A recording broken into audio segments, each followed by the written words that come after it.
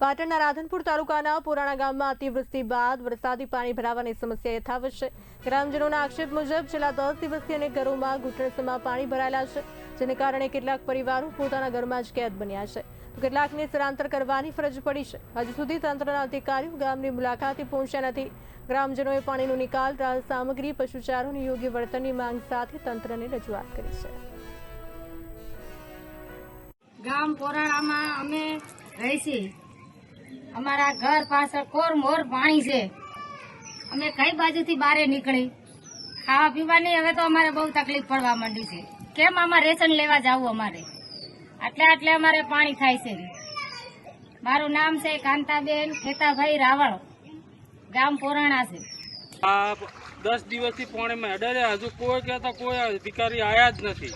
આ જયાબેન આયા છે અત્યારે અને આ થોડી પગવા આવે આવી હાલત થાય છે। જો આ પાણીમાં હેડે લોહી થઈ જાય રહ્યા છે,